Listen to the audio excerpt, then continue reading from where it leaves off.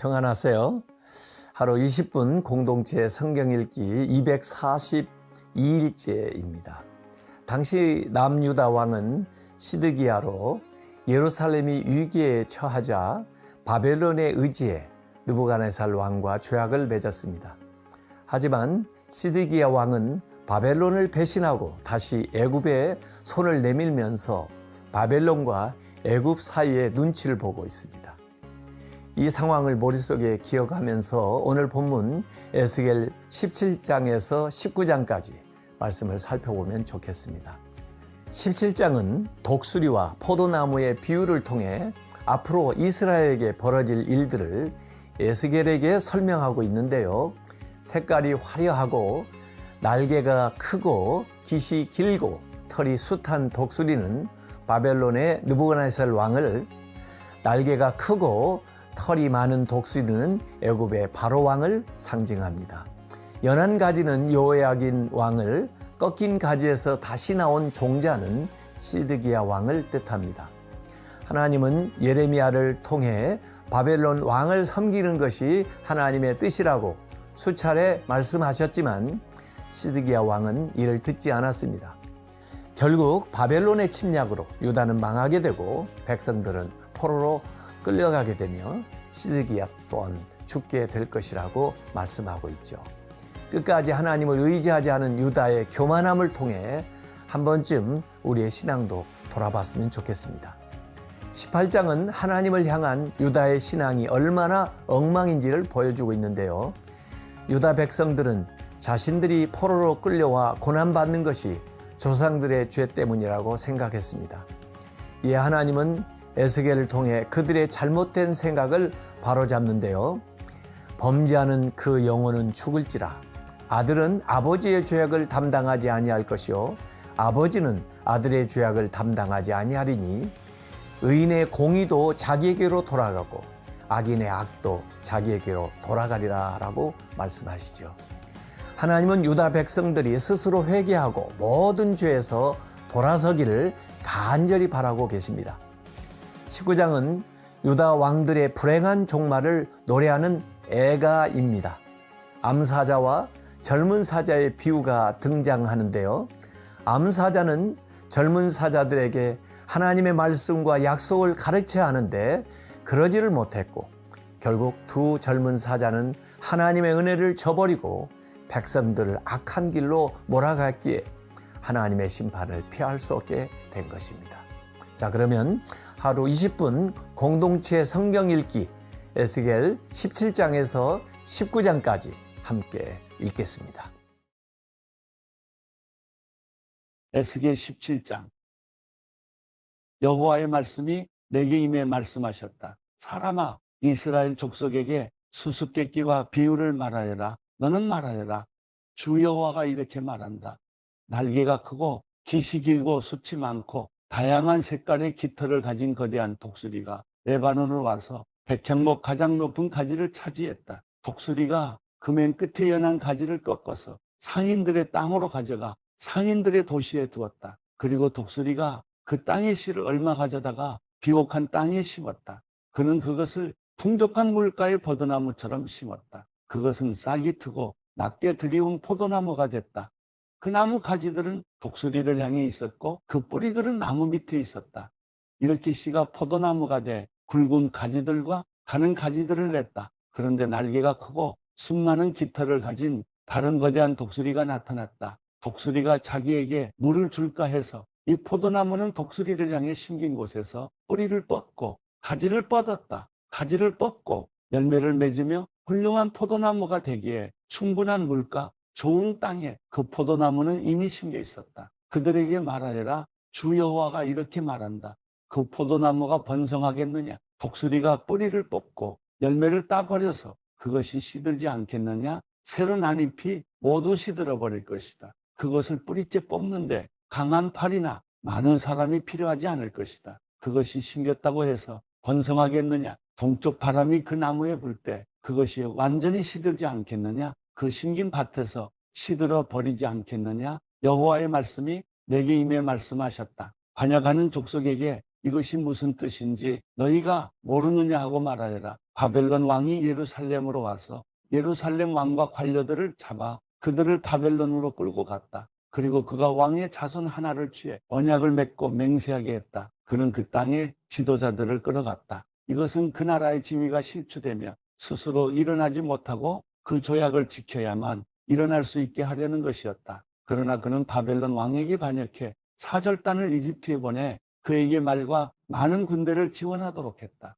그가 융성하겠느냐? 이런 일들을 한 그가 피신할 수 있겠느냐? 그가 그 조약을 깨고도 피신할 수 있겠느냐? 내 삶을 두고 맹세한다. 바벨론 왕이 그를 왕으로 삼았는데 그가 바벨론 왕의 맹세를 무시하고 바벨론 왕의 조약을 어겼으니 그는 자신을 왕으로 세운 그 왕이 사는 곳 바벨론 가운데서 왕과 함께 있다가 죽을 것이다. 주 여호와의 말이다. 그들이 토성을 쌓고 포위벽을 세워서 많은 사람을 죽이려고 할 때 강력한 군대와 큰 무리를 이끌고 있는 바로도 그 전쟁에서 아무것도 하지 못할 것이다. 그가 맹세를 무시하고 언약을 어겼다. 그가 맹세를 하고도 이 모든 일을 저질렀기 때문에 그는 피신하지 못할 것이다. 그러므로 나 주 여호와가 이렇게 말한다. 내 삶을 두고 맹세하는데 그가 무시한 내 맹세와 그가 어긴 내 언약을 내가 그의 머리에 갚을 것이다. 내가 내 그물을 그의 위에 펼칠 것이니 그가 내 덫에 걸릴 것이다.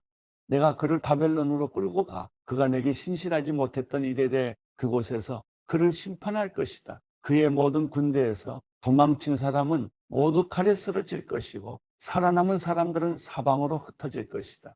그러고 나면 나 여호와가 말했음을 너희가 알게 될 것이다. 나 주 여호와가 이렇게 말한다. 내 스스로 가장 높은 백향목 꼭대기에서 가지를 가져다 심을 것이다. 내가 그 꼭대기에 있는 가지들 가운데 연한 가지를 꺾어서 이를 높이 치솟은 산에 심을 것이다.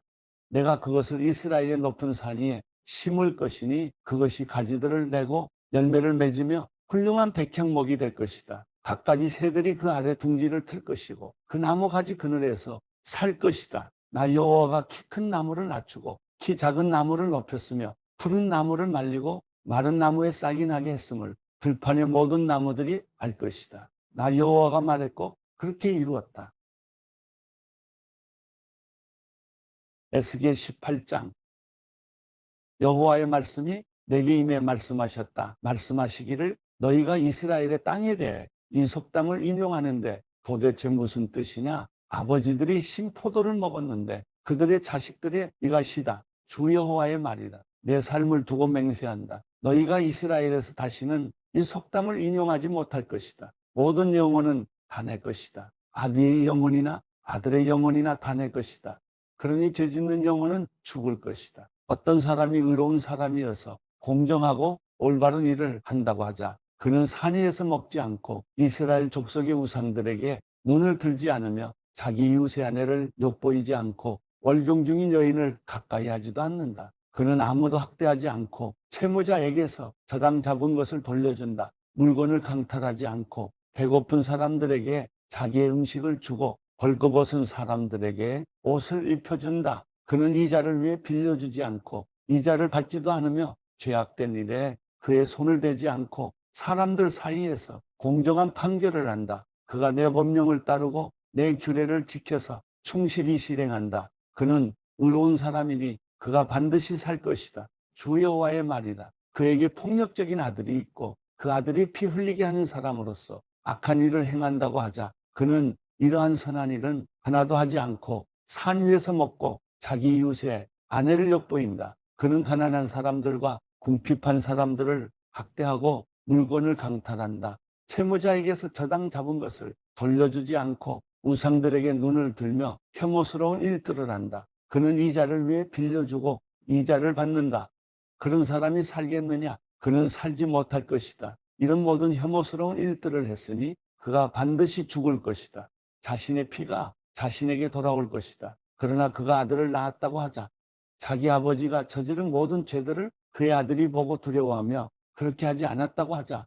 그 아들은 산 위에서 먹지 않고 이스라엘 족속의 우상들에게 눈을 들지 않으며 자기 이웃의 아내를 욕보이지 않고 아무도 학대하지 않고 채무자에게서 저당을 잡지 않고 물건을 강탈하지 않고 배고픈 사람들에게 자기의 음식을 주고 벌거벗은 사람들에게 옷을 입혀주었다고 하자 그는 가난한 사람에게 그의 손을 대지 않고 이자나 폭리를 받지 않으며 규례를 지키고 내 법령을 따랐다고 하자 그는 자기 아버지의 죄로 인해 죽지 않고 반드시 살 것이다. 그러나 그의 아버지는 착취를 하고 자기 형제를 강탈하고 자기 동족들 가운데서 선하지 않은 일을 했기 때문에 자기 죄로 인해 죽을 것이다. 그러나 너희는 말한다. 아들이 왜 아버지의 죄를 감당하지 않느냐고 하지만 그 아들이 공정하고 올바른 일을 했고 내 모든 법령을 지키고 행했으니 그는 반드시 살 것이다. 죄 짓는 사람, 그가 죽을 것이다. 아들이 자기 아버지의 죄를 감당하지 않을 것이고 아버지가 자기 아들의 죄를 담당하지 않을 것이다. 의인의 의로움이 자기에게 돌아갈 것이고 악인의 사악함이 자기에게 돌아갈 것이다. 그러나 만약 악한 사람이 자기가 저지른 모든 죄에서 돌아서서 내 모든 법령을 지키고 공정하고 올바른 것을 행하면 그는 반드시 죽지 않고 살 것이다. 그가 저지른 범죄가 하나도 그에게 불리하게 기억되지 않을 것이다. 그가 행한 의로움으로 인해 그가 살 것이다. 내가 악한 사람이 죽는 것을 조금이라도 기뻐하겠느냐? 주 여호와의 말이다. 오히려 그가 자기 길에서 돌이켜 사는 것을 내가 기뻐하지 않겠느냐? 그러나 의인이 자기의 의로움을 떠나서 죄를 짓고 악한 사람이 하는 대로 모든 혐오스러운 일들을 한다면 그가 살겠느냐? 그가 행했던 자기의 의로움은 하나도 기억되지 않을 것이다. 그가 신실하지 않게 행했던 것과 그가 저지른 죄들로 인해 그는 죽을 것이다. 그러나 너희는 말한다. 주의 방식이 공평하지 않다.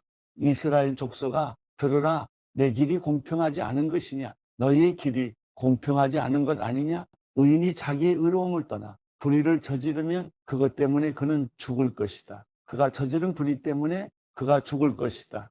그러나 악인이 자기가 저지른 악에서 떠나서 공정하고 올바른 일을 하면 그는 자기 목숨을 보존하게 될 것이다. 그가 깨닫고 자기가 저지른 모든 죄들을 떠나면 그가 반드시 살고 죽지 않을 것이다. 그러나 이스라엘 족속은 말한다. 주의 길이 공평하지 않다. 이스라엘 족속아, 내 길이 공평하지 않은 것이냐? 너희의 길이 공평하지 않은 것 아니냐? 이스라엘 족속아, 그러므로 내가 너희를 각각 자기의 행동대로 심판할 것이다. 주 여호와의 말이다. 회개하라. 너희의 모든 죄에서 돌아서라.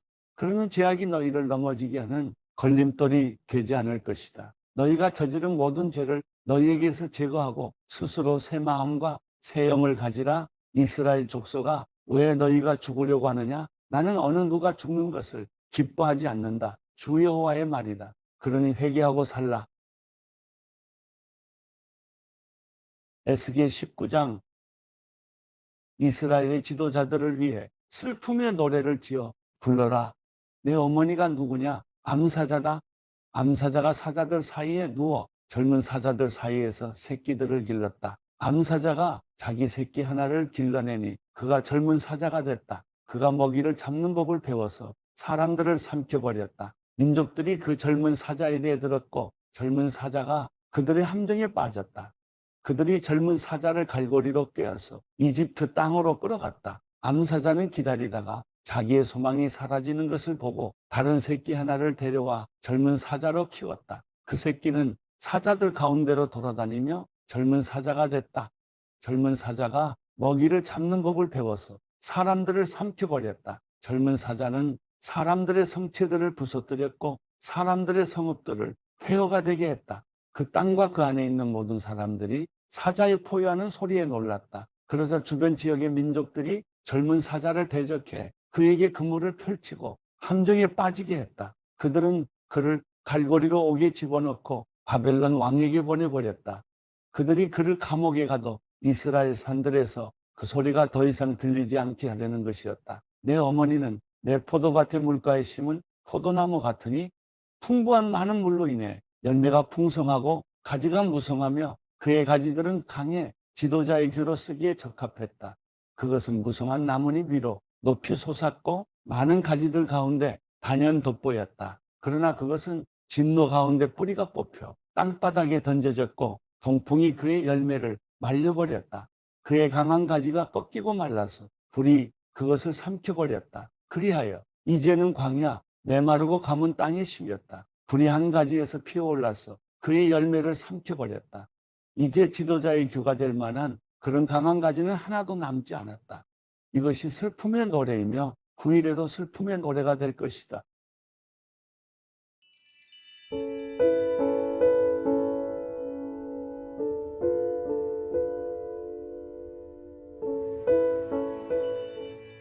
시편 87편.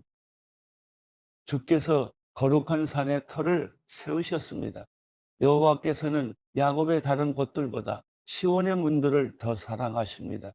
오 하나님의 성아, 너를 향해 영광스럽다고 하는구나. 셀라, 내가 나를 아는 사람들 가운데 라합과 바벨론에 관해 말하리라. 블레셋과 두로와 에티오피아를 보라. 이곳 사람들도 시온에서 태어났다 하리라. 시온에 대해서는 이렇게 말하리라.